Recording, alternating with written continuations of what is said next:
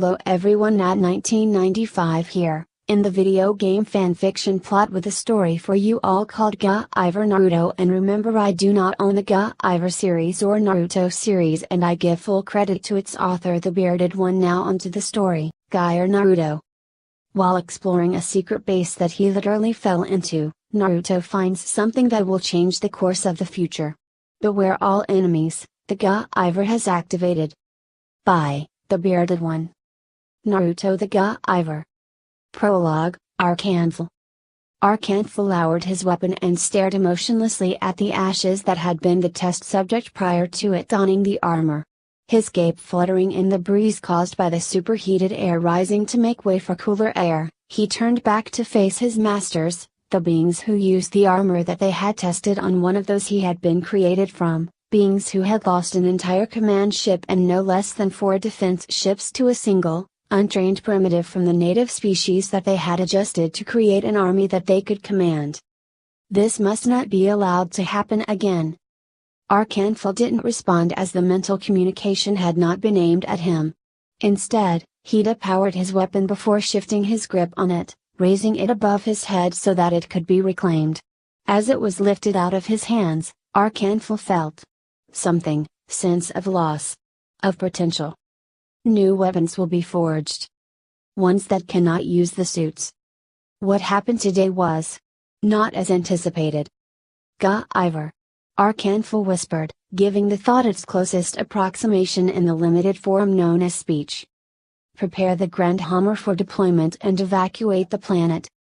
Leave whatever cannot be taken within the 4-day, we must depart.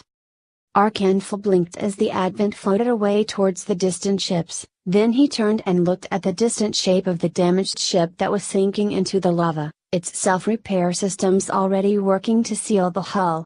Nearby lay the unit that had granted the deceased primitive powers beyond the Advent, and Arkanful began moving towards it, then he froze as a bolt of lightning from the clouds forming above lanced down and struck it.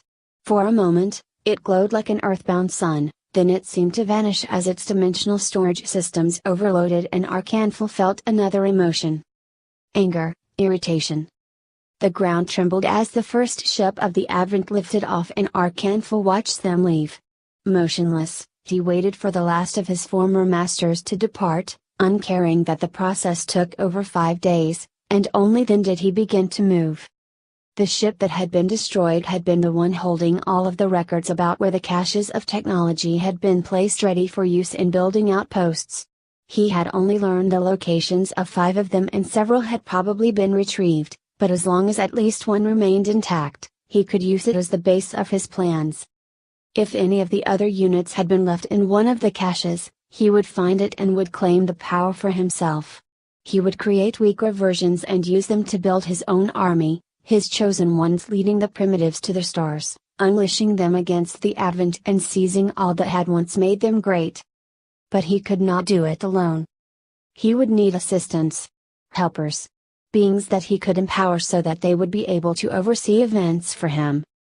A slight movement in the skies above him caught his attention, and, gathering his willpower, Arkanful rose into the skies, ascending into orbit with practiced ease even as his eyes searched for what had there.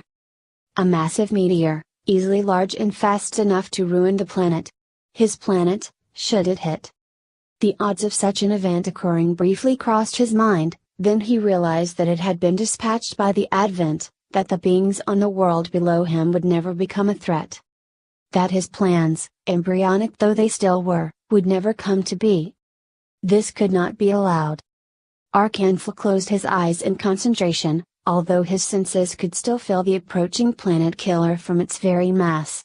Calling upon all his reserves and channeling all the power of his 12 crystals, he unleashed it in a blast of ravening gravitonic fury that lanced out and slammed into the meteorite.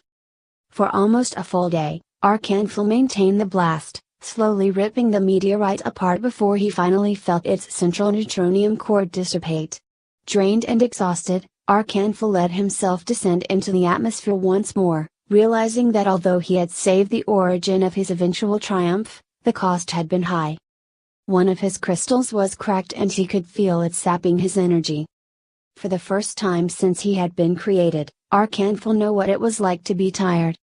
Prologue, Naruto. Naruto grumped as he crawled through the bushes at the base of the Hokage monument, searching for a spot out of the cold drizzling rain. He growled as he thought about the bully who had destroyed his room and the matron who had blamed him and thrown him out. How was a 6-year-old meant to? Naruto's thoughts cut off as he found himself looking at a small cave one barely waist high to him, but it was shelter and without hesitation, he wriggled into it. The inside of the cave seemed very smooth. A ninja would have recognized it immediately as artificial, the walls and roof formed by Dodan techniques.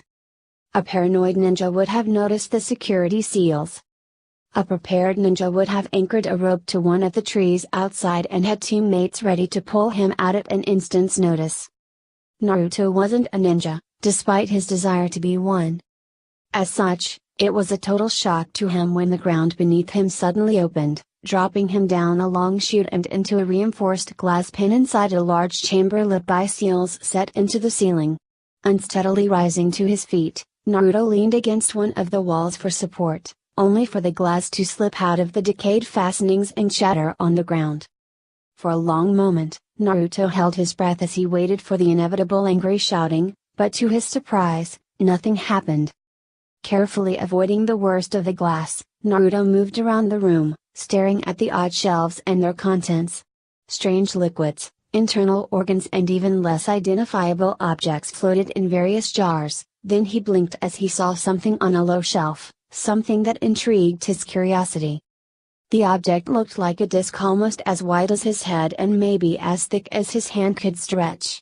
The outer part of it was comprised of 3 metal sections, colored an odd yellow/blue/green, while a metal sphere was nestled in the middle. Holding the sphere in place and filling the inside of the armor plates was what appeared to his young eyes to be a long coil of thick, braided ninja wire.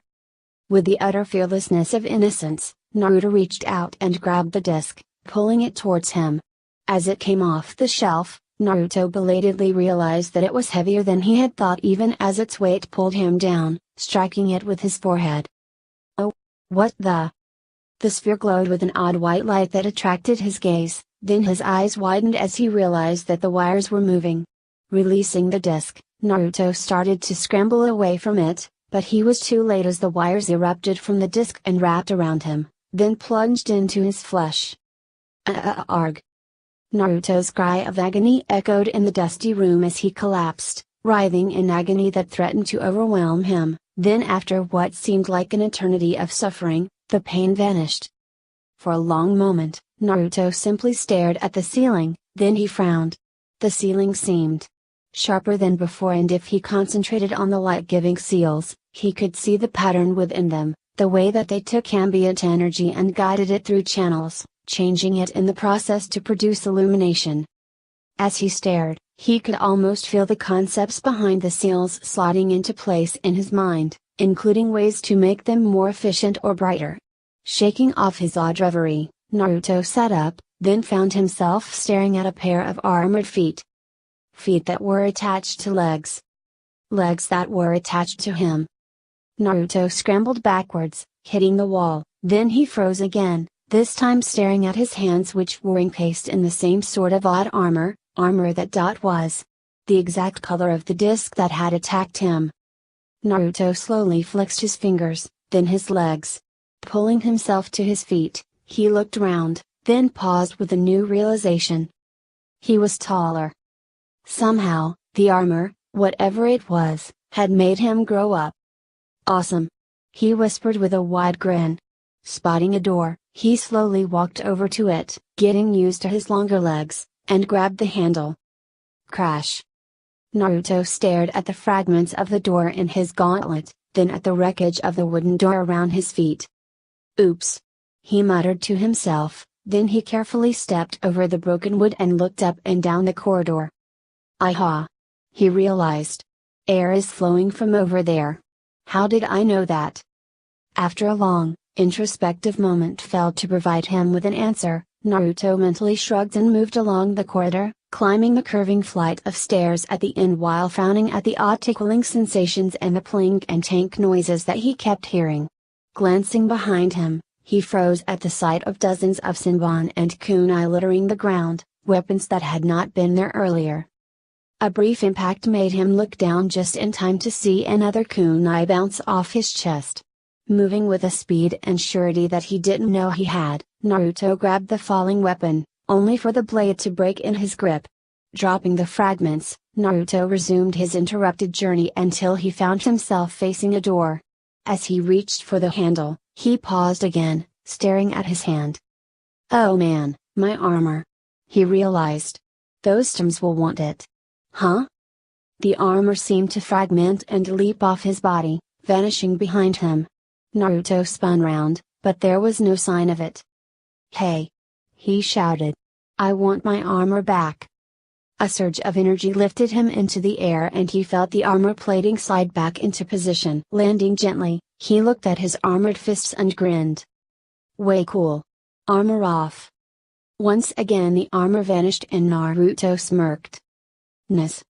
Reaching out, Naruto pushed against the door in front of him and when it opened, he slipped out of the base and back into Konohagakure. But he would return, so that he could find out what else his newfound armor could do. After all, it was magic armor.